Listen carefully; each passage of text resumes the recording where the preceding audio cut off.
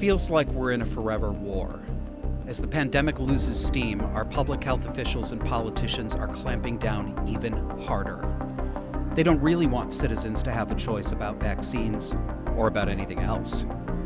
But more liberals are waking up to the authoritarian nature of the left. More people are saying no.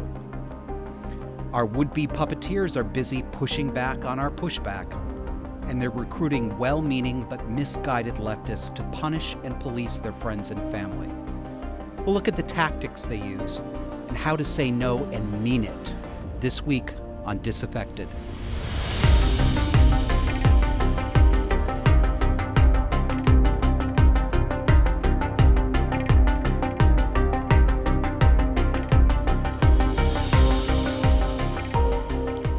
Welcome to Disaffected. I'm Joshua Slocum. This is the show where we talk about politics and culture through a psychological lens and with a particular emphasis on the traits that are found in cluster B personality disorders and the abuse dynamics that surround cluster B personality disorders. And those are borderline, histrionic, narcissistic, and psychopathy.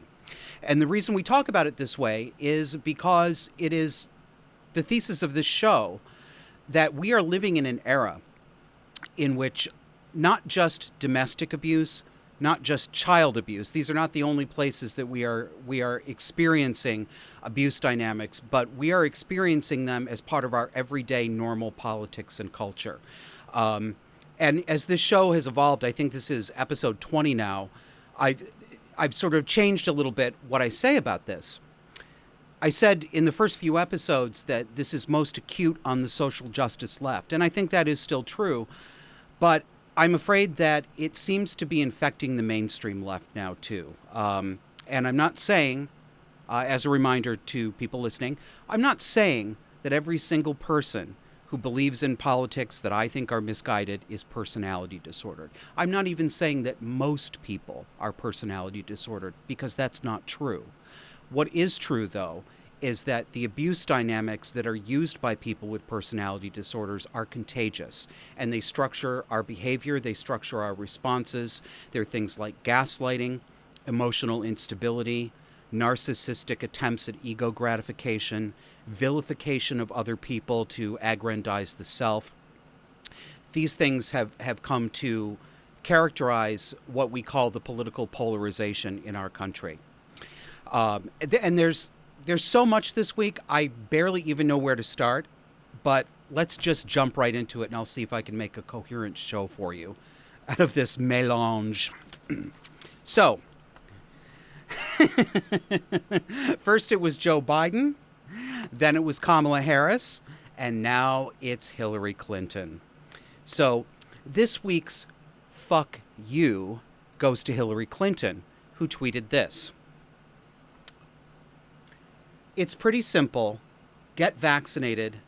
Get your life back. Amazing. I've said it 3 weeks in a row, and I'm going to keep saying it until everybody gets it. When have you ever heard elected officials of this caliber speak this way to ordinary citizens in a tone, no, not just a tone, in language that is a direct command to citizens? We don't work for Hillary Clinton. We don't work for Joe Biden. We don't work for Kamala Harris. They work for us. Well, ostensibly, right? In their world, we do work for them. And unfortunately, they're probably right, because there are plenty of people out there who seem to like this. They like this authoritarianism.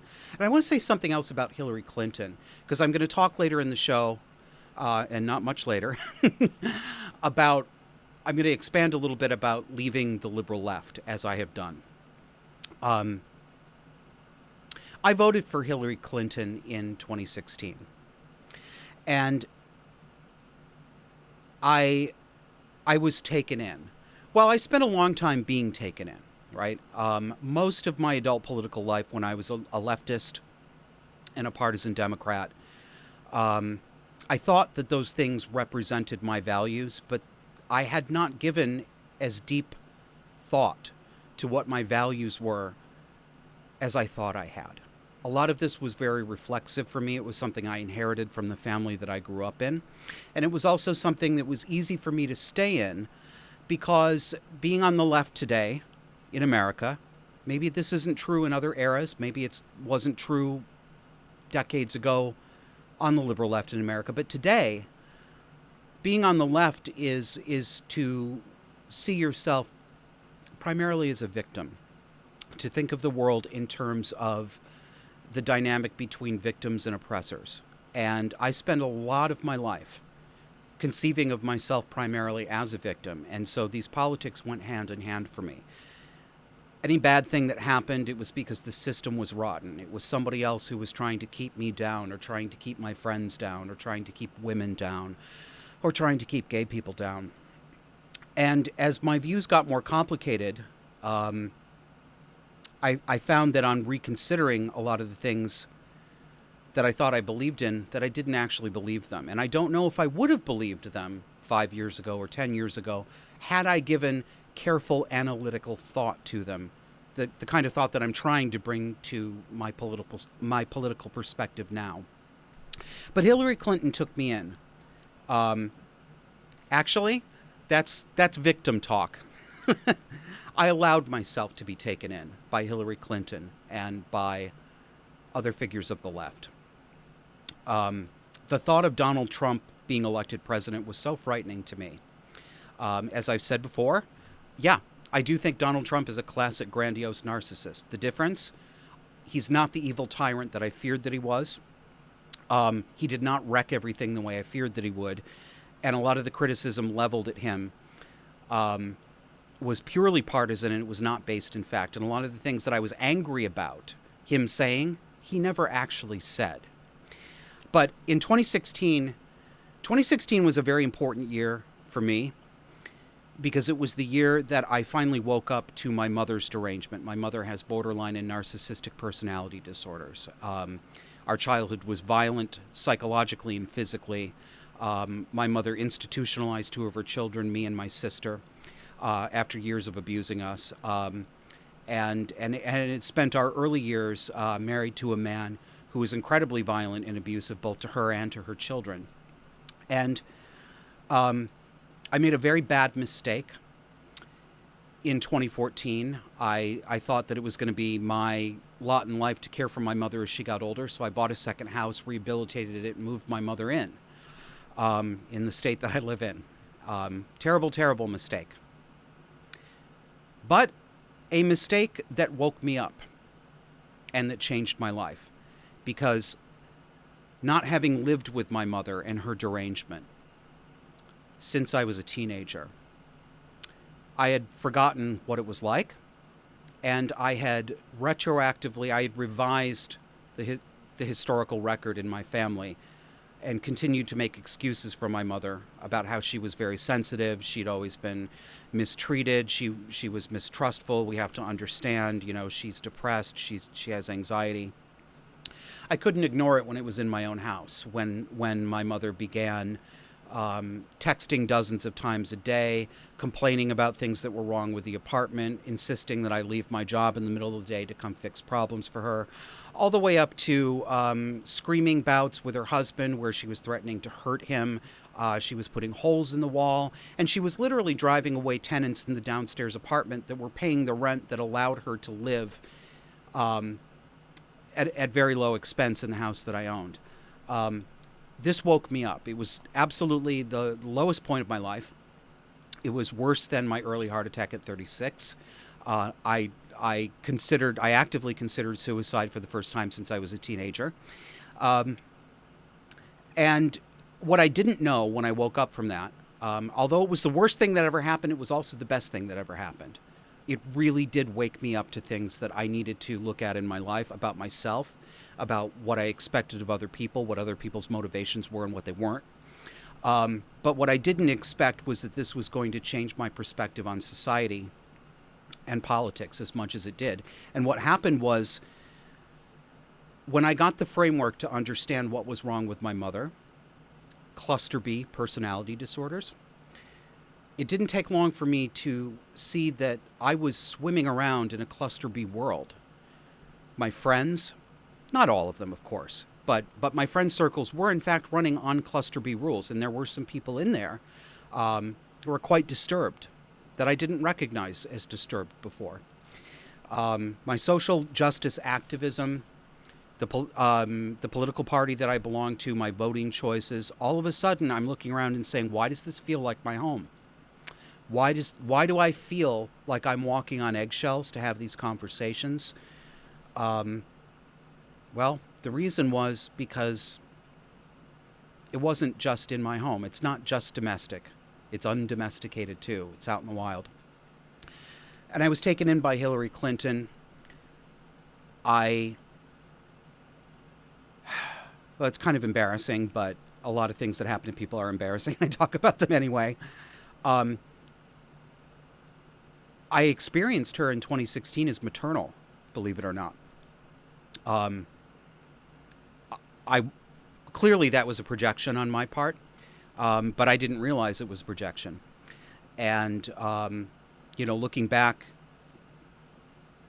with the hindsight that 5 years gives you, I can see that I was creating a fantasy in my head that Hillary Clinton and Bill Clinton and the Democratic Party as a whole were not the kindly, well-meaning, caring, empathetic people that I thought they were, or that I had created them to be in my head. And I look around now. I look around at people who are still firmly on the left and who are still obsessing over things that Donald Trump said or didn't say. I look at the rising instances of anti-Semitic violence that are happening in urban centers around the country, New York City and other places, and I see people blaming this on Trump, and it's amazing to me. I would have been that person. That was me for the first couple of years after 2016. I don't think that people who believe that and feel that way now, I don't think they're necessarily stupid. I don't think they're necessarily personality disordered. I think they're misguided. I think some of them will change their mind, but I know that some of them won't. I'm going to go on a little bit more about this, but I want to break it up first with a little levity. This tweet, this picture that I saw on Twitter, for those of you listening, this is a picture of a life-sized cardboard cutout like you see advertising movies, right? The main character of a movie is a life-size cutout. This is a life-size cardboard cutout of, I think the body is Han Solo from Star Wars, and the head is Dr. Anthony Fauci. And so they photoshopped this elderly gnome's head onto young and delicious Harrison Ford's body. And he's standing there in this stance holding what would have been a lightsaber in Star Wars, but it's a great big vaccine syringe. And there's a woman next to it, a nurse. She looks like she's my age. She's somewhere between 45 and 50. Fully masked up, of course. Mask, that makes you a good person. And she's standing and she's pushing the end of the plunger on that vaccine. Isn't that cute? Isn't that funny? Aren't we all great people? Aren't we heroes?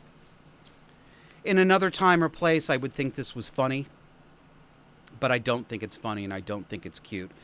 Because the cult of personality that surrounds people like Anthony Fauci and Hillary Clinton and Barack Obama and Nancy Pelosi and Joe Biden and Kamala Harris is just that. It's a cult of personality.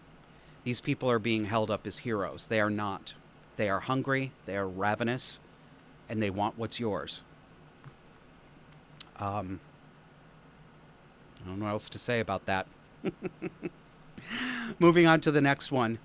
Author Naomi Wolfe is an interesting character. She wrote the best-selling book in the early 90s called The Beauty Myth. She's written a couple of other books. I haven't read them. She's an interesting character. She's a leftist. She's a liberal. But she appears to be going through a political and personal metamorphosis as well. And she's been very honest about it on social media and on mainstream media. And I give her credit for this because the kinds of things that she's saying are not easy to say. There are consequences for them. There are friendship consequences. There are family consequences. There are job consequences. And let me read you her tweet. She said, Disorienting AF, that means as fuck. Disorienting as fuck. I'm meeting a lot of conservatives, libertarians, and I like them. The former are ladies and gentlemen and very hospitable. The latter are a pleasure as they don't contrive to control. Excuse me, let me start again. The latter are a pleasure as they don't try to control your opinions or actions. What to do? I was trained to fear and dread non-liberals. Naomi, you and me both. You and me both, and a lot of other people. That is part of what keeps us locked into ideologies and communities that we may not share as much in common with as we used to. Because we are trained, whether it's we're directly told this or we absorb these mores from the people that we hang around with.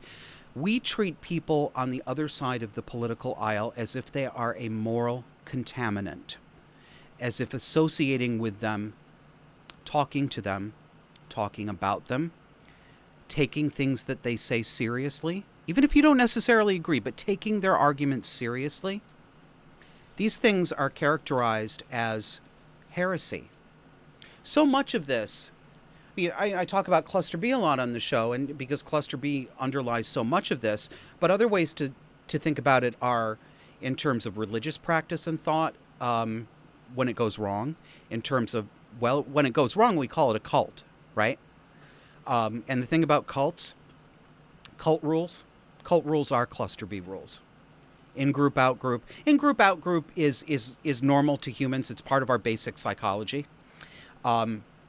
But it can get perverted, and it can be made into something much more extreme. And I was talking with some friends this week. I found it disorienting the way Naomi Wolfe has found it disorienting as well.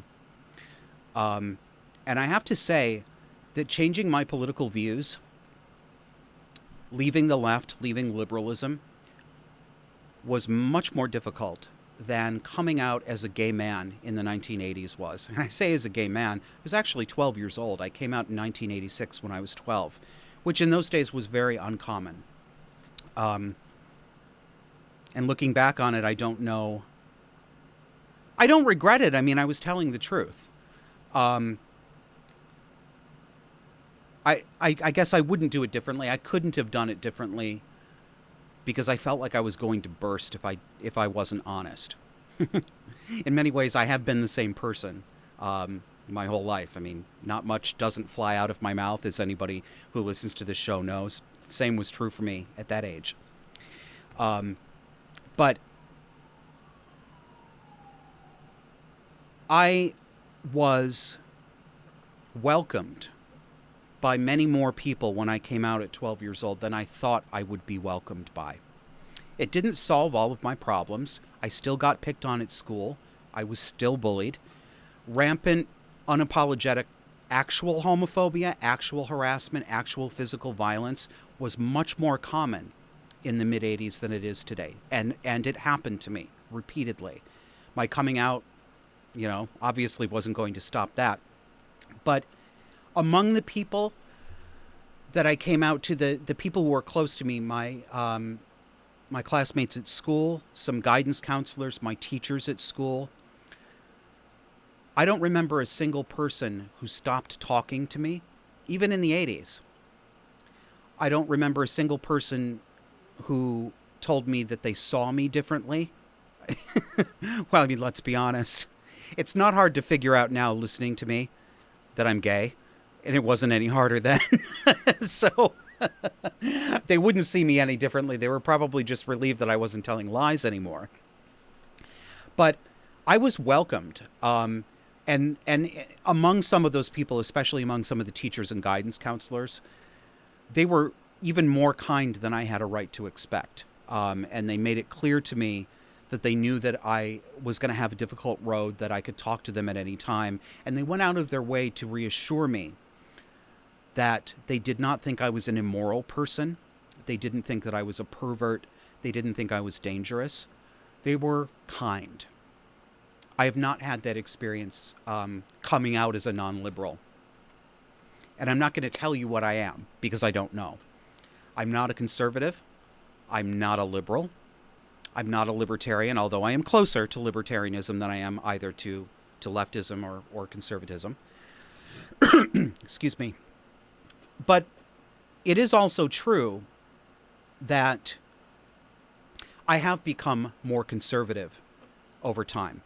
I've had many conversations with friends, the friends who still speak to me. And a common thing that they say is, I didn't leave liberalism. Liberalism left me. And I understand that. And I said that for a while. But it's not entirely true in my case. I am indeed more conservative in my political views. It wasn't just that the left left me, and it did, like it's left a lot of people. I did actually become more conservative. I think differently about the role of government in individuals' lives. I think differently about the role of government regulation over business, government intrusion in the education of children. I am much more conservative in my views than I was 5 years ago. But between leaving the left in total and particularly speaking out against the deranged ideology that is transgender activism, those two things have had more social and personal consequences for me than coming out as gay, that what I thought was the biggest revelation a person could make to the world. I lost more friends over this. I gained some. That's the other side of this. You gain friends. You gain new kinds of friends. You get exposed to people that you didn't talk to before, that you didn't hear from before. And a lot of those people that I didn't speak to before, it wasn't their fault.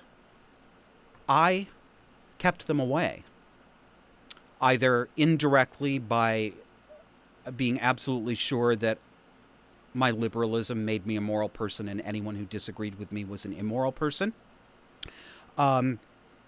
or directly by insulting conservative people, by characterizing them all as bigots, as reactionaries, as either rich people who wanted to exploit the poor, or poor people who were deluded enough to believe that one day they were going to be rich, so they were just trying to get practice in early. I mean, I had the stereotyped idea that I had about conservatives and Republicans. I mean, they were depthless. And it's not specific to me. A lot of liberals have these ideas. And even some liberals that don't think they have these ideas really do have these ideas, right? There is this underlying sense that your political beliefs define you as a moral or an immoral actor in the world. And if you want to look at the extremes, sure, that's a good metric, right? It's a political belief, for example, that Jews are subhuman and should be exterminated. And if you have that political belief, you are an immoral person and you are very likely a psychopath. So it works in the extremes. But it doesn't work so well in the middle, and it doesn't work so well for everyday people in everyday life. And so I would say to you, if you are among those people who still are liberal or leftist, and you're listening to my show, first of all, thank you, because a lot of people like you wouldn't. I wouldn't have listened to my show 5 years ago. I would hate the 2021 version of me. I really would have. But think about that.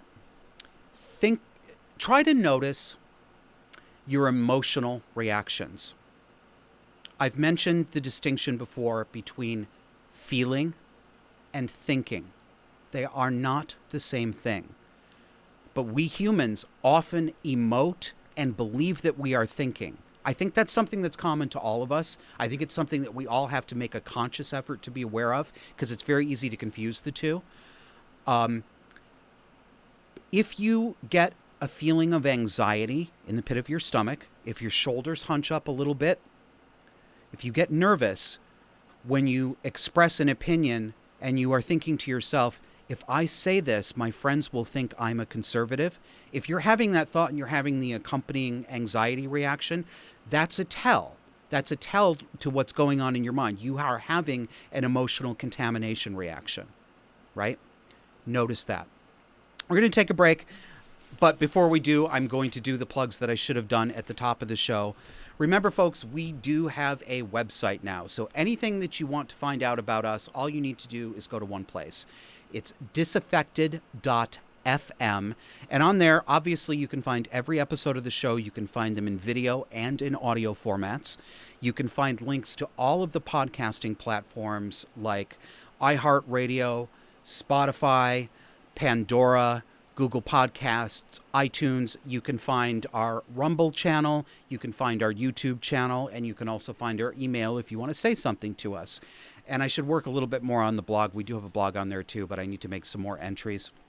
And on social media particularly, I have a favor to ask you.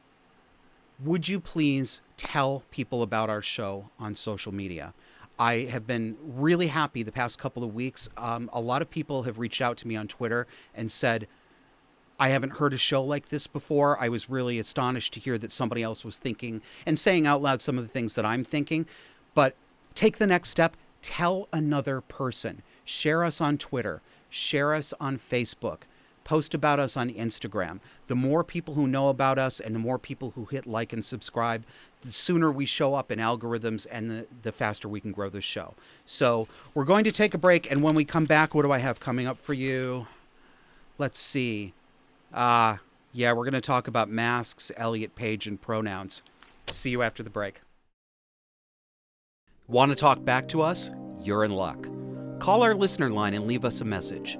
202-979-2480. That's 202-979-2480. And remember, we do reserve the right to play messages on the air. Thanks so much for listening. Would you take just a minute right now and share our show on social media? On Disaffected, we take a close look every week at the abuse dynamics exploding in the dark and disordered world that we live in. Tell other people about us. This is the uncomfortable part of the show. I've talked about this before. I've talked around it. And obviously, I still need to talk about it.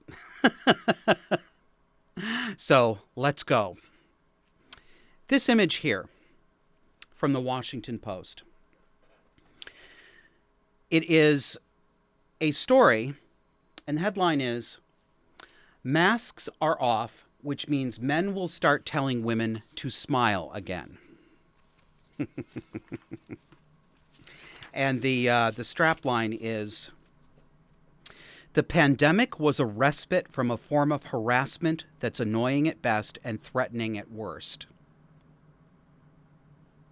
Really? Really? Was it threatening? This,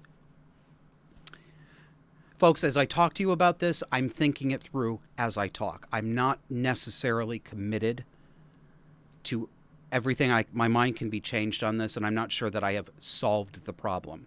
So you're watching my thought process and you're listening to it as it occurs. Modern feminism is a shit show, an absolute shit show. And you remember how I was talking in the last segment about when you get that anxiety reaction before you say something? I'm having that right now, okay? I'm experiencing that right now because I still have the emotional hangover in talking about feminism and women's issues that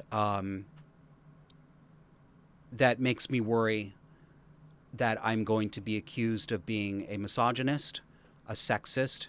Well, no, I can't be accused of being a sexist because there are no sexists anymore. They're all misogynists. This emotional inflation has taken over feminism. Everything that a certain kind of public feminist branded woman doesn't like, feels uncomfortable about, or thinks is not her favorite has become an emergency or an assault against women. And this really bothers me.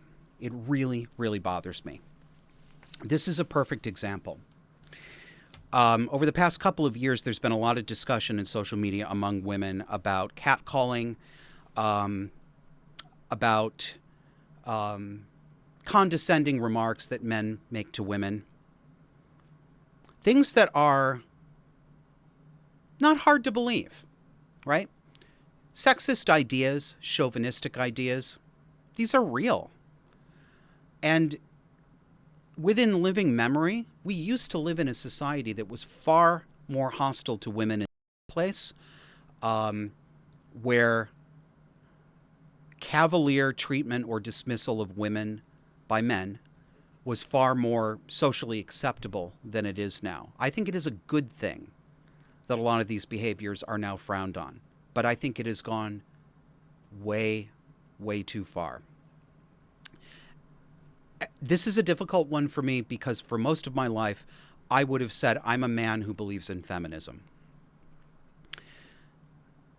And at a basic level, that's probably still true if by feminism you mean women should have equal rights before the law, women should be paid equal pay for doing the same job for the same number of hours, that women have particular needs that are particular to their sex that men don't have, and those need to be taken into account. Things like domestic violence, shelters for women.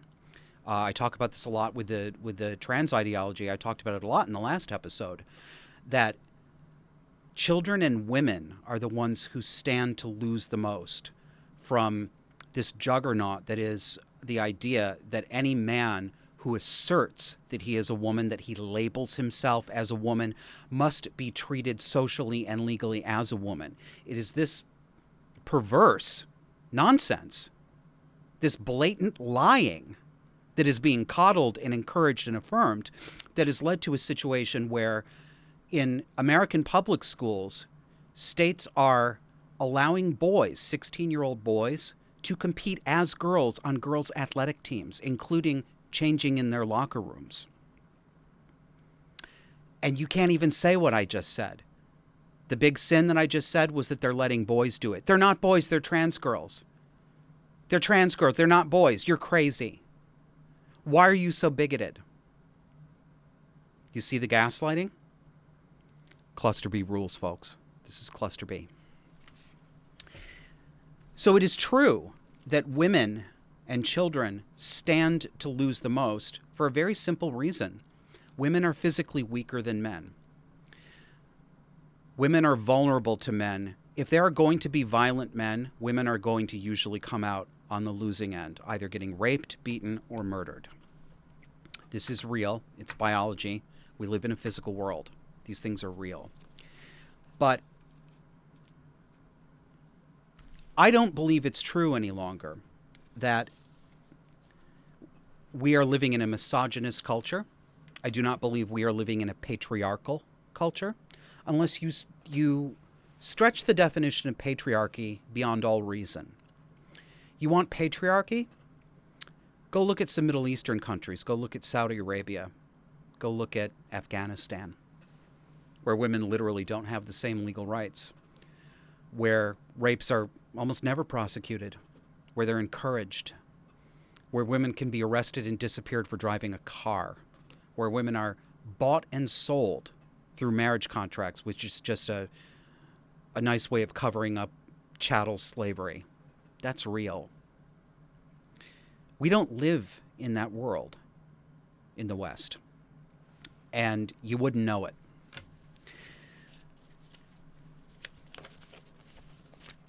And yes, my thoughts about my mother have a lot to do with this. When I started this show with Kevin, we talked about what to call the first episode. In the first episode, I decided to call Mommy Issues, because I wanted to get right on top of an accusation that was already coming to me. And the accusation from women, including, I'm sorry to say, from some women who used to be very close friends of mine. Not just online friends, but people whose houses I'd stayed in, people who'd stayed in my house when they were traveling. The accusation was that I was a misogynist, And I was a misogynist because I was angry at my mother. I had mommy issues, and I was projecting them onto other women. Two things going on with that. One, a dismissal and a denigration of my legitimate issues with my mother into a snide dismissal. Mommy issues. He's just got mommy issues. He's mad at his mommy. That's something that you say to an entitled, lazy young man who's 19 or 20 years old, literally living in his mother's basement, eating her food, getting cleaned up after, who has the nerve to complain about what a bitch his mother is. That's entitled mommy issues. That's something you can dismiss. My mother was physically violent. My mother was screaming obscenities at me from the time I was 3 or 4 years old, and potentially earlier. Obviously, I don't remember before then, but I have reports from family members about the things she said to me when I was 4 years old. She parentified me. She shared intimate secrets with me about her sex life that she should never have shared with her children. She psychologically tormented me by claiming that I was making things up when I wasn't. She married a man who beat me to the point of concussion before I was 8 years old, and who also beat her, and one night tried to murder her in front of her children. And she stayed. And she just got worse the closer her children got to adolescence. And between the time I was 12 and 13, she institutionalized me. She put me in a home for boys on a campus in Syracuse, New York. And that was that. And then she did something similar to my sister a few years later. You bet I have mommy issues, right? And for women like this, for women who are criticizing me this way, they would never have said this to a woman who had been molested by her father or beaten by her father. They would never dismissively say, she just has daddy issues. She just doesn't like her daddy. She's mad at her daddy. They will do it to men. It is a double standard, and it's immoral. And I have noticed that so many of the claims of misogyny and mistreatment of women have turned out, on closer examination, to me, they appear to be not instances of mistreatment, not instances of discrimination. I think what's going on, and this is particularly so in the media and on social media, a lot of the women who are guilty of this have very big followings among women who look up to them and see them as leaders. These women are narcissists or borderlines. They are full of themselves. They're narcissists, right? Everything is everyone else's fault. And they experience something called narcissistic injury when people do not kowtow to them, when people do not immediately validate their perceptions or their claims of harm, and they react viciously to people who don't. These are women who the behavior can range from claiming that they are constant victims of catcalling on the street, or men talking down to them, or mansplaining, if I never hear that word again. It's become very cheap and very easy to say that men are mansplaining to you when men disagree with something that a woman says on social media. And they get away with it.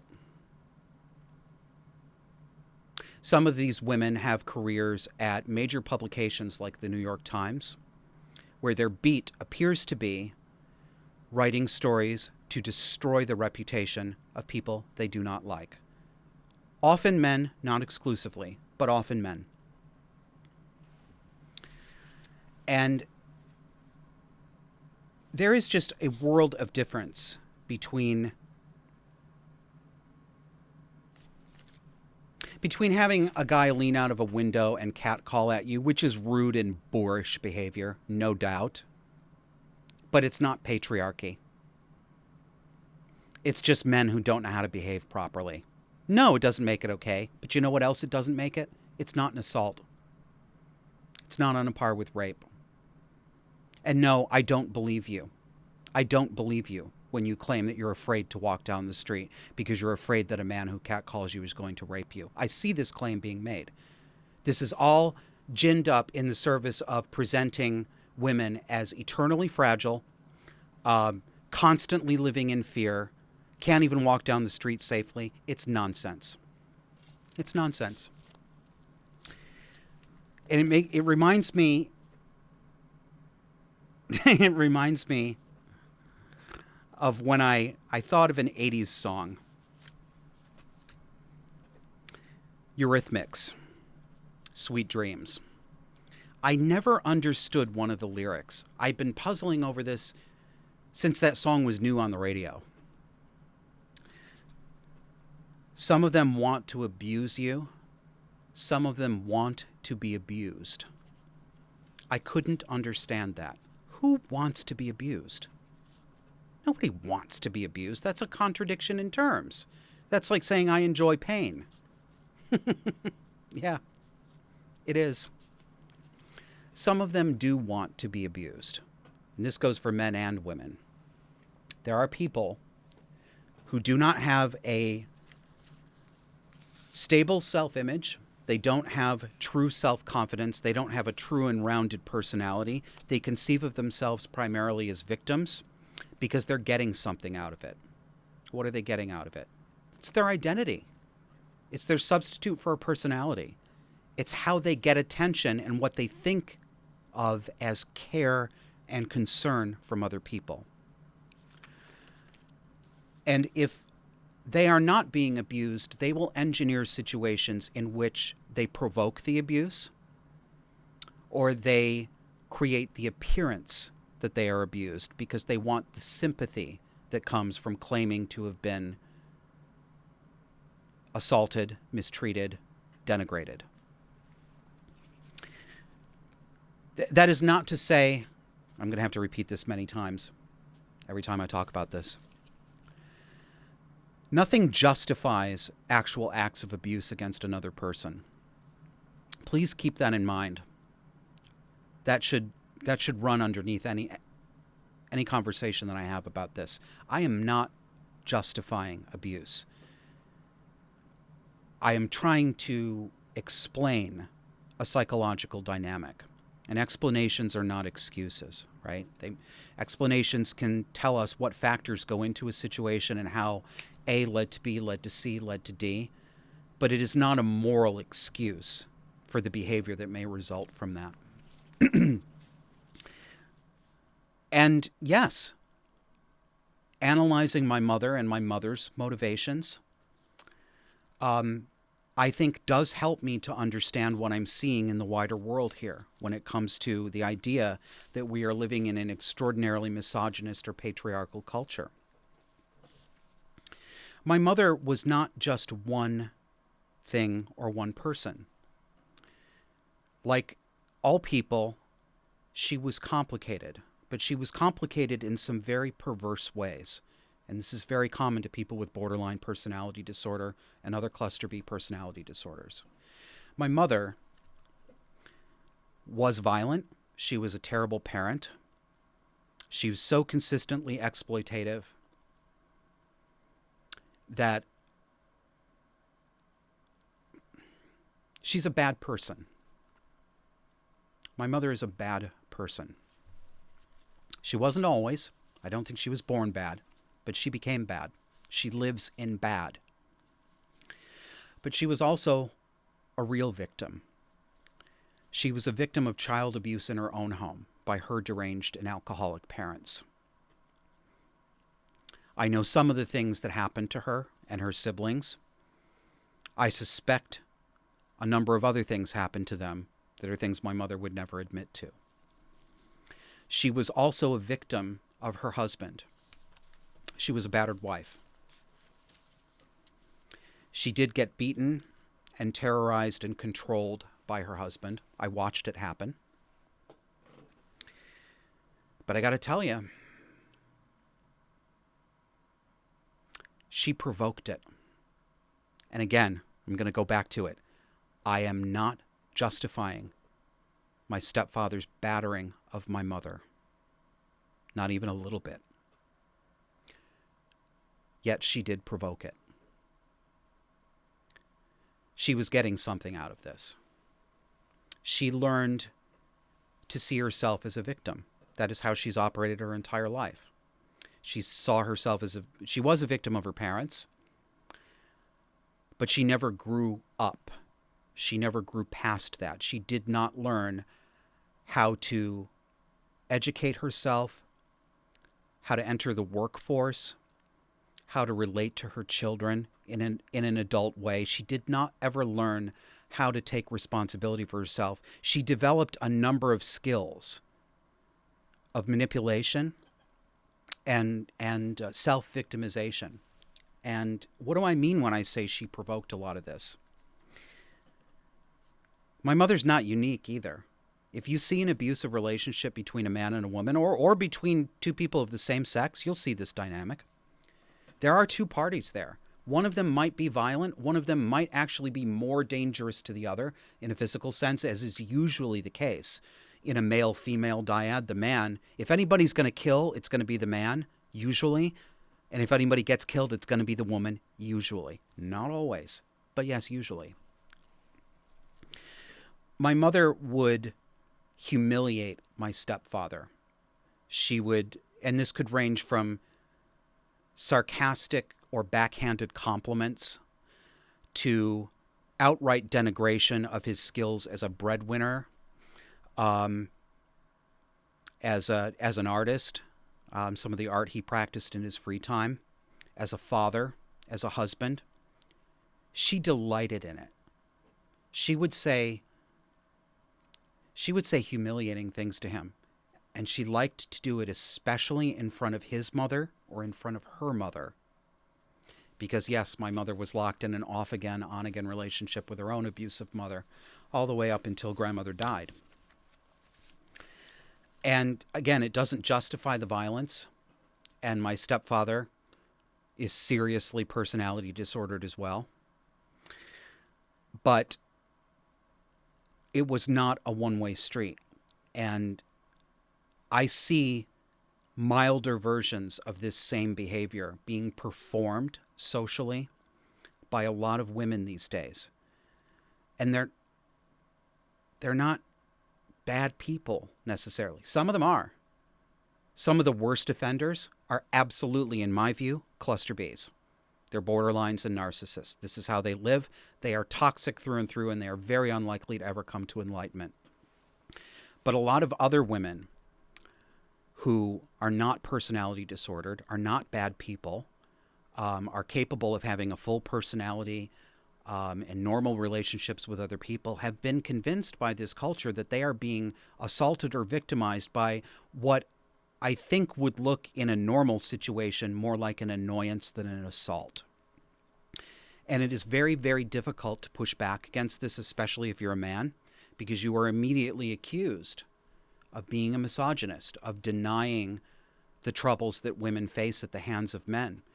Most commonly, I see this all the time, and my objecting to this has been the proximate cause of many of the female friendships I have lost in recent years. When I hear women say, as I do frequently,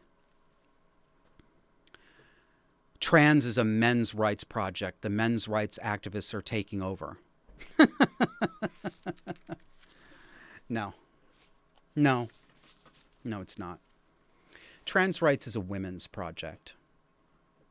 Transgenderism and the normalization of transgender ideology, which has led to the perverse outcome of boys in girls' locker rooms, boys on girls' sports teams, men in dresses showing up at rape shelters and being let in among traumatized women who are trying to escape male rapists.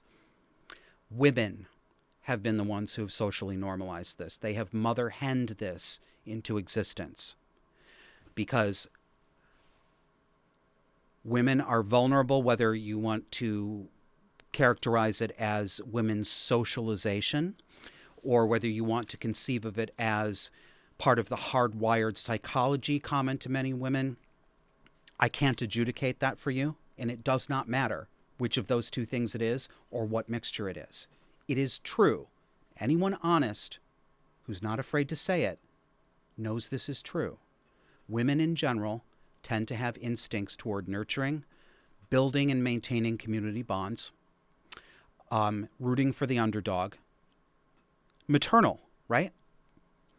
And I've said this before, that instinct has been expertly hijacked by seriously deranged and disturbed men who look nothing like the transsexuals that gay people like me used to know as part of our, a small part of our community maybe 25 or 30 years ago. The modern transgender woman is much more, is very unlikely to be a gay man, right? Who just is so feminine that he believes he has to be a woman. That's the small minority of so-called trans women these days. The vast majority of them are heterosexual men who are in the grip of a serious personality disorder that often expresses itself in something called Autogynophilia, which is love of the self as a woman. They have a literal erotic fixation on themselves. They are sexually aroused by the thought of themselves being women. They're very disturbed. Yes, this is in the category of the psychosexual serial killer. It is in that psychological family. That's not a terrible, nasty stereotype. These men are real. But it's women who've opened the door to them. It is women who have gotten other men and women fired from their jobs for not saying that trans women are women. It's happened to me. I haven't been fired, but I've weathered a couple of unsuccessful attempts to get me fired from my job. And who were my tormentors every time? Young, white, liberal women. Trans women are women. Woo, woo, woo. Cry for them, cry for them. No. Wickedly manipulative. They want to destroy people who disagree with them. And again, not most women, not all women, but they are in charge of the agenda. They are in charge of this conversation right now. That is what I object to. So, let's do a couple more things before the next break. Oh, laugh or cry, laugh or cry. Dear Ellen Elliott Page. You remember from a few episodes ago, I talked about the actress Ellen Page, who first became famous when she starred in the film called Juno. Very troubled woman. I think she's in her mid-30s now. She's now transitioned. She's a man now named Elliot. Look at this picture. For those of you who aren't looking, it's a snapshot of Ellen Page standing next to a pool, shirtless in swimming trunks, with what appear to be ripped abdominal muscles. They're implants.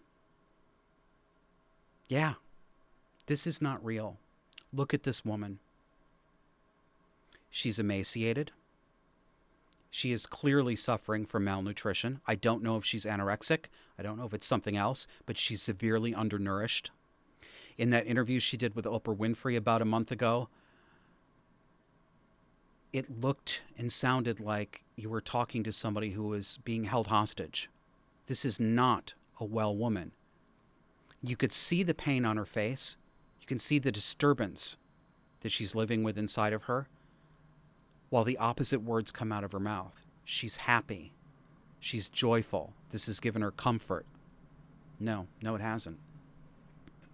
And some surgeon implanted something in her to make it look like she had these well-worked-out abdominal muscles. This is deranged. This is absolutely deranged, and it's held up in the media. I mean, I saw mainstream media sharing this photograph and talking about, Elliot Page's triumphal moment. The media doesn't care about people, right? I know I don't need to say that, but they foment this disturbance in people. People who people who go to Hollywood, and I use the term Hollywood expansively. I don't just mean the actual city. I don't just mean only movies. I mean the entire entertainment complex. People who go to Hollywood usually go to Hollywood because they are broken people. They want to become something better than what they came from. It's a very normal and natural urge. But so many broken people from broken homes go to Hollywood. And their trauma is Hollywood's product. This is why the media bigs them up and tears them down, because this is how their bread is buttered. And they collude with people who are in mental distress, and they tell them that their distress is not distress, it's actual self-actualization. It's very disturbing.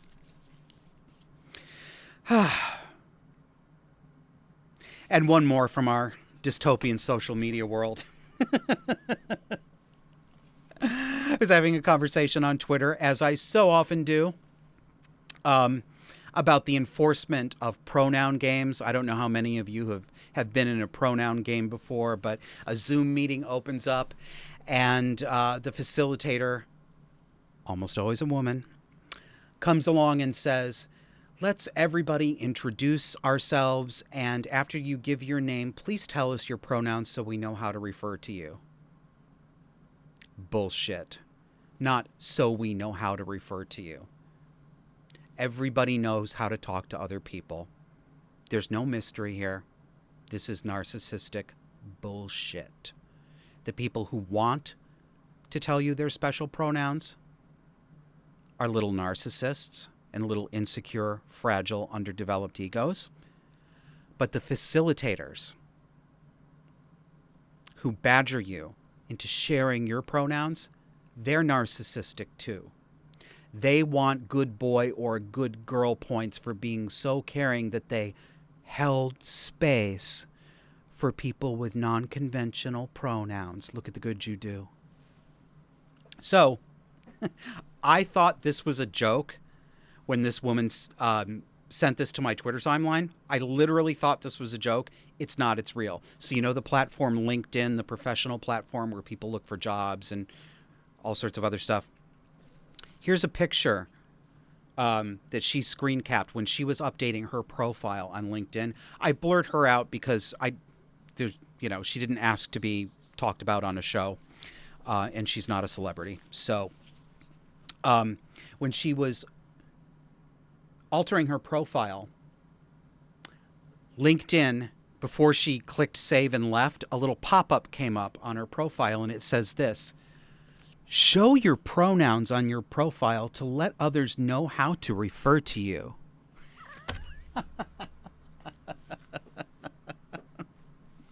What do you mean, so others know how to refer to you? What do you mean? You gonna look at somebody and say, oh, excuse me, they, them? Utter nonsense. We're going to do more on LGBTQ stuff after the break, so come back. Hey, listeners, guess what? We're on Patreon now. Bringing you this show costs money. Would you chip in to help? Go to patreon.com/disaffected.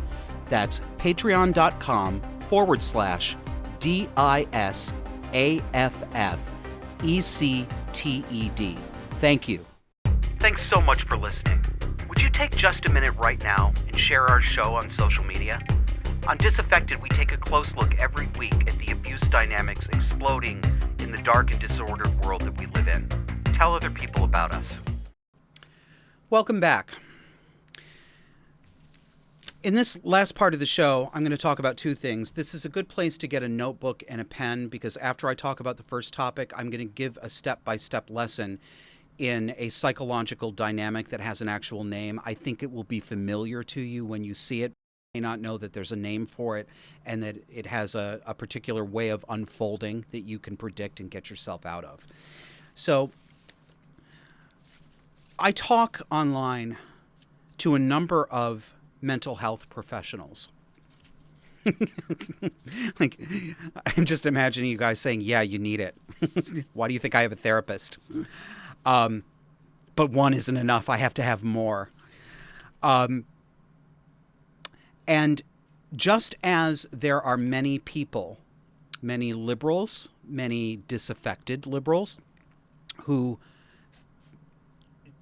who feel the way I do, who think the way I do, who are worried about the same kinds of problems that I'm worried about and that many of you who are in the audience for this show are worried about, just as they are loath to say this in public, it's even harder for mental health professionals who can see what has happened to their field.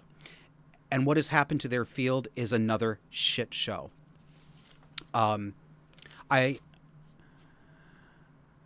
Trans is a big part of it, but it's one symptom of a larger problem, and that larger problem seems to be that the kinds of study that used to be commonplace in higher education for counselors, psychologists, and other people in that field is just not happening anymore, and it's been replaced by dumbed down, formalized step 1, 2, 3, 4, 5 therapy. That's bad enough. But the mental health industry itself has been compromised. And I think it's been compromised by cluster B ideology. Mental health, so often these days, actually applauds behaviors and states of being internally that to any reasonably conversant person would be obvious signs of mental distortion and mental distress. Trans is just the biggest one of them. To a close approximation, the identity of a transgender person is a societal rebranding of something called borderline personality disorder. Yeah, I mean it. Accepting the population of so-called trans people who probably got there through their autism, and a few other influences. I can't see the difference between a transgender identity and borderline personality disorder. Borderline personality disorder is characterized by an unstable self-image and sense of self, a rapid fluctuation between identity states, constant switching back and forth between elation and despair. That's emotional dysregulation, inability to regulate your emotions, and extreme emotional lability, which is just a term that means mood swings. And this is why people often confuse borderline personality disorder with a separate and entirely distinct disorder, bipolar disorder, or manic depression. Manic depression is characterized by extremely wide swings between elation and exaggerated self-confidence and absolute soul-crushing suicidal despair. Borderline often shares that, but there's a very important difference, and that difference is, for a manic depressive, the shift between those two extremes, those polar extremes, usually takes place over the course of several weeks. Not so with borderline personality disorder. It usually takes place over the course of days, hours, or minutes. Yeah. If you know somebody in your life who switches between states of elation and despair, anger and what seems to be overly gregarious love, and they do this within the course of a day or even shorter, or, one day this, the next day this, they don't have bipolar disorder. You don't have a manic depressive friend. You probably have a friend with borderline personality disorder. That matters because they share those similarities they share. There aren't a lot of other similarities. I'm not as conversant on where manic depression comes from. I don't know enough to say. It seems to be it may be a chemical problem that is more genetically determined. There may be environmental factors that lead to it as well. I'm not as clear on that, so I can't make a statement on that. But I can tell you that for most of the time, borderline personality disorder comes from trauma. It comes from abuse in childhood, and particularly, but not exclusively, sexual abuse and molestation. This is very common in girls who end up developing borderline personality disorder. The treatments are entirely different because the genesis is very, very different. And mental health has just embraced transgender ideology. It's astonishing to me. I look at trained clinicians who, absent the word trans, absent the current emotional attachment and political advocacy of this identity right now, take all that away, these therapists would very likely see a person in front of them and say, that's borderline personality disorder and it needs an intervention. But there's something about trans that has completely blinded them. It's astonishing to me. And this is having a very significant impact on the services that are being rendered to lesbians and gays. So let's look at one of the therapists I talked to on Twitter. He said this to me. He scanned a brochure from an upcoming continuing education conference for therapists. And he said this to me privately. I've been noticing a culture of applauding trauma and mental health diagnosis, which you talk about on your show, and it's disturbing to me. And he shared this brochure with me, and he said, I'm thinking of moving away from traditional therapy. I'm looking to some other options, but the way the field is going makes it almost impossible to actually help clients. I'm sure it's worse in the area I am in, which is basically the most liberal or gay area of my city. He is not the only therapist who said this to me. Lots of them have. So let's look at the brochure. What are we teaching therapists? What are we giving them continuing ed credits for? Full-color brochure titled Lesbian, Gay, Bisexual, Transgender, and Questioning Clients. Stop right there. Forced teaming. Do you remember how I talked about forced teaming in a couple episodes ago? Actually, I've talked about it in more than one episode. It's a term used by people who talk about abuse and exploitation. I don't know if Gavin DeBecker coined it, but he's the first person I saw use the term. Gavin DeBecker wrote the excellent book, The Gift of Fear. Forced teaming is artificially placing two different categories of people on the same conceptual team. Why do people do forced teaming? Because they want to get something over on you. They want to accomplish something that they would not be able to accomplish unless they bamboozled you and fooled you into believing that the thing that they're talking about is the same thing that you're concerned about, when it isn't. So a predatory example of forced teaming, like an example that Gavin DeBecker gave in his book, would be a man who is stalking a woman, following her home, and when she goes to get into her apartment, she notices that she's lost her keys, and some guy comes along, and he claims to be a tenant in the apartment building who's also lost his keys, and he says something like, we're in a pickle, aren't we? What are we going to do? That's forced teaming. We are in a pickle. What are we going to do? He's trying to soften her up so that she sees him as an ally, part of her in-group, not as a threat or an interloper.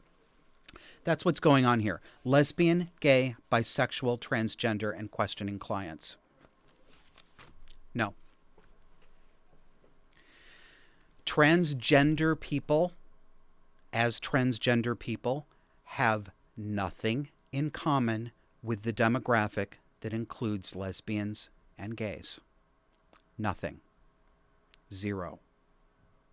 I am not in a demographic group with transgender people. I do not believe I was born in the wrong body. I do not require other people to say that I am a woman, both when I'm present and when I'm not, in order to keep my ego intact. I do not believe that I need surgery to correct my errant genitals simply because I happen to erotically like men. We are not in a demographic together. Are you a lesbian or gay person? Are you a bisexual person? Push back against this. It's going to take a lot of work, and I don't know if we're going to be able to come back from this, but this is This has destroyed the lesbian and gay community. Absolutely destroyed it. Every single lesbian and gay drop-in center, youth center, community center, even the bars, they're all about trans now, all of them. And they ban patrons, they ban members who won't go along with it, who won't use the pronouns, who won't say, oh, sure, male-bodied person who calls himself a woman, come into our woman's only circle. We, lesbians and gays, people like me, we are now considered enemy number one by most of the movers and shakers in the gay community. We've been pushed out. So what are they offering to teach mental health counselors? Let's see. Looking at their offerings, we've got, and can we move this up, Kevin, to the next cut from this one, please? We've got LGBTQ adolescence. So the topics are coming out issues. It gets better, but not before coming out. Fine as far as it goes. Bullying and other safety issues contributing to post-traumatic stress disorder. Okay. Harm reduction, adult dating apps such as Grindr, Scruff, etc. Excuse me? I don't think teenagers should be on Grindr or Scruff or etc. If you haven't looked at these, folks, these gay dating apps, I don't know what they're like. I don't know how lesbians experience them, but for men, it's like the graffiti in a men's room at a gay bar. It's absolute balls to the wall. Sex, sex, sex. It is pornographic. Anything goes. No boundaries, no limits whatsoever. This is not a place that children should be at all. Risk assessment for substance abuse, assess for suicidality, and finding support. So most of that stuff sounds fine. But again, LGBTQ adolescents. There's no such thing as LGBTQ people. Even taking them on their own terms, even if I didn't have any criticism of the idea of a transgender person, even if I believed that was true, the issues that such people have are different issues from what a gay or lesbian kid or a gay or lesbian person is going to have. Forced teaming. I strongly suspect that the actual issues that gay and lesbian adolescents are dealing with are given short shrift, and they're not acknowledged at all except in topic headers like this, because it's all about trans. So the next one. What are we going to teach these up-and-coming therapists or continuing education credit-getting therapists about transgender? Overcome the knowledge barrier. Avoid using outdated treatment plans. I'm sorry, I'm doing the voice. You know exactly what I think about this. Learn and differentiate correct terms such as genderqueer, gender fluid, and new cisgender. Okay, I added the new. But it sounds like an infomercial, doesn't it? Learn and differentiate correct terms such as genderqueer, gender fluid, and cisgender. Those aren't correct terms. They're nonsense. They're bullshit terms. They don't mean anything. They're blah, blah, blah. It's just a bunch of fucking syllables put together. Strategies to help your client tell their partner, families, friends, and employers. Oh, I'm almost tempted to sign up for this because I've got to know. This is what I think about when I see that. Strategies to help your client tell their partner, family, friends, and employers. I can imagine one of two scenarios going on here.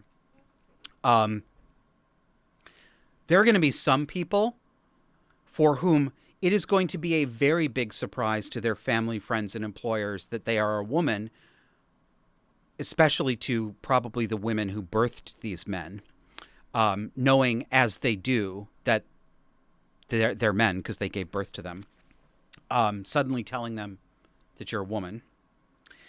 I feel so bad for people. I feel bad for everybody in here. I feel bad for the people that this is ostensibly serving. It's not. It's concretizing a trauma or a personality disorder in them. That's what this is. And I feel bad for their family and friends and employers, because I've spoken to many people, even the nicest liberals, even the most accommodating liberals, who try so hard to say the correct words, not to misgender. When you get them talking privately, they're in torment. They hate this. And they don't hate their son. They don't hate their friend. They hate what this ideology is doing. They hate that they have to walk on eggshells. They hate that slipping up and making a natural, quote unquote, mistake will provoke a temper tantrum. Here's a rule of thumb, folks. Whenever you consistently feel that you are walking on eggshells around a particular person, if that is something that happens consistently and commonly, you are always in an abusive dynamic, but you are almost always dealing with a person with a cluster B personality disorder. That is more diagnostic than anything else I can tell you. The feeling that you have to tread so carefully. Yep. Tips to discuss hormone treatments and surgical procedures. Treatments. Poisoning the body with cross-sex hormones. Surgical procedures, meaning cutting the balls off and inverting the penis, or stripping the arm of young women and gloving, literally degloving their arm to harvest the skin to make a fake flesh tube that they call a penis. That's a surgical procedure to be a trans man. Crucial points for transgender teens medically and psychologically, and how to create best treatment plan.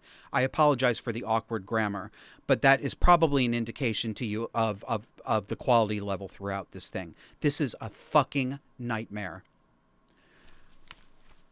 This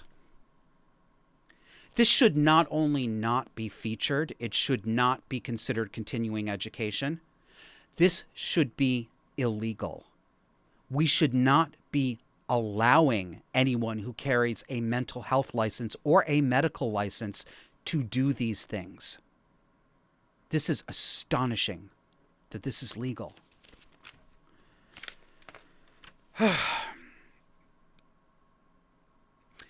That's the end of that. Well, no, it's not, because now we're going to get into non-binary hell. Last thing I want to share with you is a series of tweets, and I'm going to stop and annotate these step by step, because I want to introduce you to a psychological dynamic called projective identification. Projective identification is a dynamic that happens between two people in which one person, I guess the best way to describe it would be when one person has a chip on their shoulder, has a problem, and wants that problem to be real so that they can act out. They want an excuse for their temper tantrum. They provoke that behavior in the other party in the conversation. They engineer the conversation in such a way as to make their paranoid fantasies of persecution become real by pushing the other person so far that she loses her temper or loses her cool and starts being abusive back. And then party number one, the actual abuser, says, "See, you're exactly what I thought you were." That's projective identification. And it's something that borderlines do constantly. Constantly. They love doing this. It's projective identification is part of the toolkit that eternal victims carry with them. It's one of the ways that they recreate their identity as a victim. So, I'm kind of working through this again as I talk to you. I'm going to try to make this clear. I hope that this comes across well. But I'm going to read the tweets, stop, say something, read the tweets, stop, say something. So on Twitter, I put out a tweet commenting on the number of people who say, but just say the pronouns. It's just basic respect. Why can't you just say it? Why can't you just be nice? This is everywhere on the left. and it's abusive. Even though many of the people doing this do not mean to be abusive, and a lot of the people, most of the people doing this are not actually personality disordered. They think they have to do this to be a good moral person, and they think that you have to do it to be a good moral person too. They're severely misguided, and they are caught in an abuse dynamic. They don't realize it. They think that they're being nice people, and they think that the objectors and the naysayers like me and maybe you, they think that we are the abusers, because there are actual abusers pulling the strings in this conversation, and nice people don't see it. So I wrote a tweet objecting to this, and this is what I said. And I did it in a sort of call and response format. So I put some statements in quotation marks that were meant to represent common things that other people say, and then I react to them. So I wrote, quote, "But using someone's pronouns," end quote, "no, period," is what I said. Just no. "It's just basic respect." No. And then I wrote, "The answer is no. Just plain no. Get used to hearing no without further qualification." That's boundary setting. What I wanted to get across in that, and I think that most people understood that, was no, I don't agree with you. I will not do what you're saying.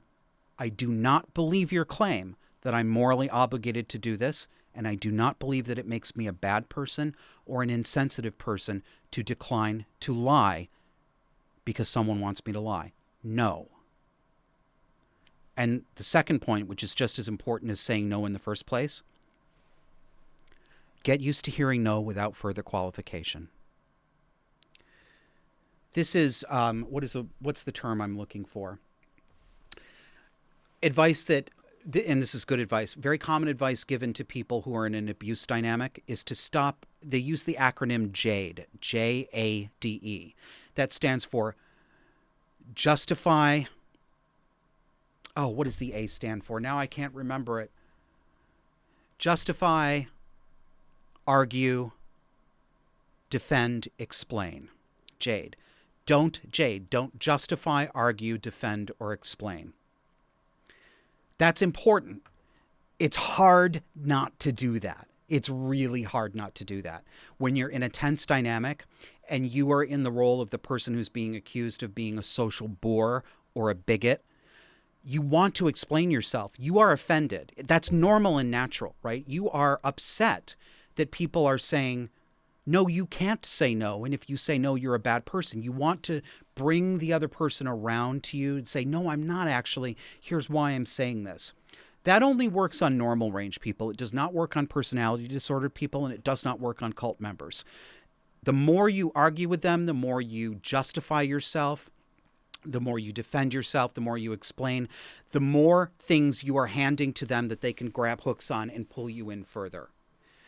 And the problem here is you shouldn't have to explain any of this stuff. You are not obligated to. It is not you who is breaking social norms. It's actually the person trying to get you to say the pronouns. They are the ones who are breaking your boundaries, not the other way around. People need to get used to hearing no and only no. No, I'm not going to tell you why. No, I'm not going to explain it. No, I'm not going to apologize. Just no. Be okay with no. Makes them nuts. Let them be nuts. Walk away from it. So that's what I wrote. And it got retweeted because a lot of people feel this way. And you know, one of the talents I have is, well, I don't know if it's a talent, but it's a character trait. I'm the guy who often says what a lot of other people are thinking but will not say because they're afraid to say it. That's just who I am. So I try to use that for beneficial purposes. I sometimes go overboard. But I think there's a place for that kind of thing. So that's what I tried to do. So it got retweeted, and this guy responds to me, and he says, "That's fine. People like you will fade eventually, kick and scream, refuse to acknowledge fellow humans as they would prefer, and just sulk. That's okay. Hatred and negativity always lose eventually. I hope yours keeps you warm and happy. It feeds the rest of us. Nom nom." Okay, first of all, he's a little bitch. Okay? That's little bitch behavior. Very common from borderlines too. I don't know who this guy is, but that's little bitch behavior. It's borderline behavior.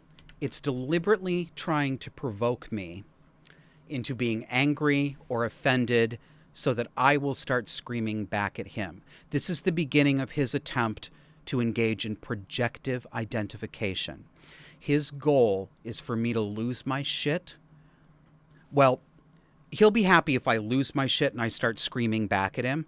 He would also be happy if I kept my cool but said, "Oh no, sir, what I really mean is this, and although I know you would see it this way, that's fine with him too, because none of that would work. I would still be an immoral piece of shit to him because he's in projective identification mode." So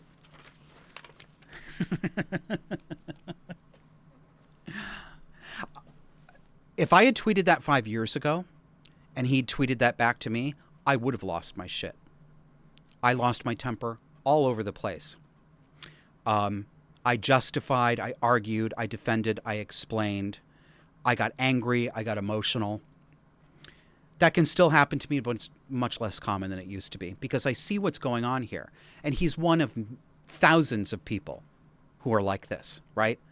I can't change them. You can't change them. These are not people you can change, at least not on social media, and probably not in your friendships either. If you've got a person who's sort of constantly like this, very unlikely you're going to make a difference. So once you learn that and you understand that they're trying to provoke you, it becomes much easier to keep your temper because you are less, you know what it is? It's actual confidence. It's actually being confident that what you have said is reasonable and that other reasonable people will agree with you. Even if it's unpopular, you know that you haven't said something morally wrong. You know you're not a bad person, and you know that you're not actually trying to make other people feel bad. I'm confident enough now. I was not in recent years, but I am now. So I don't even have to pull myself back as hard as I used to. I used to have to really like, Josh, get up, walk away, get away from the keyboard because you're going to start yelling at this guy. Occasionally I still do, but most of the time I'm not even tempted to get up from the keyboard because I understand it now and I'm no longer insecure. So I use this as an example. I didn't respond to him directly. I quoted him for people who follow my Twitter feed, and I said there's a lot of projection on social media. When you're in a social cult, and I was one of the woke, you need other people to be capital B bad. You need them to be your enemy. If they are not, you will provoke them into conflict. Otherwise, what have you left? If you need other people to be your enemy, in order for you to feel good about yourself, you have to have an enemy. And if they won't cooperate, you will try to make them cooperate. I did this. I've done projective identification many, many, many times. So he saw that I'd quoted him. And all right, I'll cop to some small behavior and some small motivations.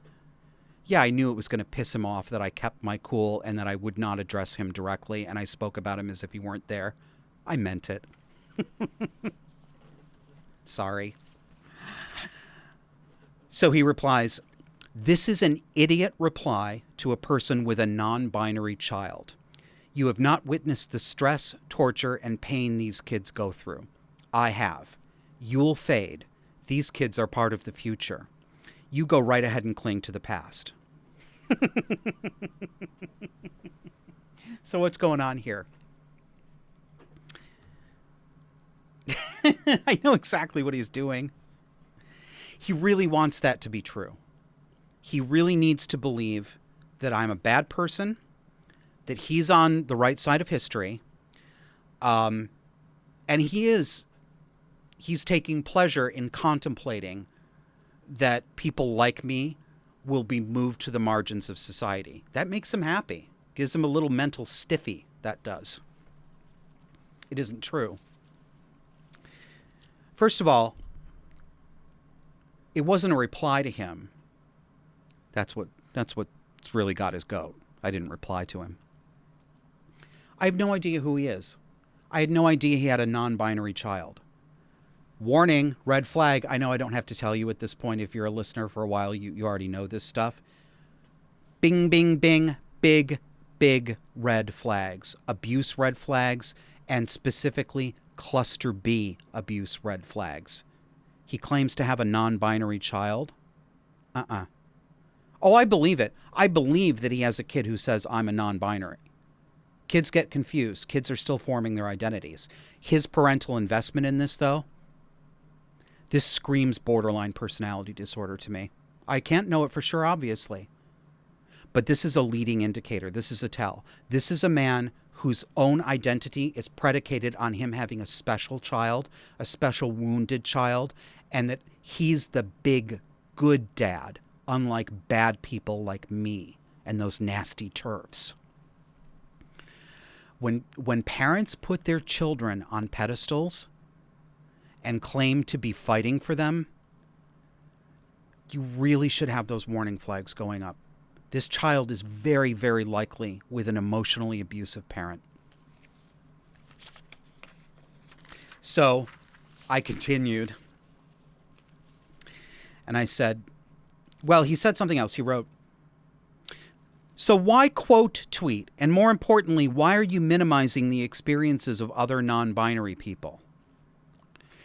Don't be a complete dick. Respond like a normal person. Projective identification. Do you see what he's doing? He's being provocative. He is angry that I'm not addressing him. He's angry that I'm not engaging with him. He needs to engage with me. He needs me to fight with him because he's looking for a platform so that he can perform a psychodrama. He's getting narcissistic supply from performing on social media in front of other people as the good big dad against the nasty bigot like me. This is where his malformed personality gets its narcissistic supply. This is what people do. So I said, this is an example of a person trying to engage in a dynamic called projective identification. He begins on the offense by being abusive, unprovoked, and is attempting to get me to melt down in kind so that his original need, which is me being bad, is met. That's what it is, folks.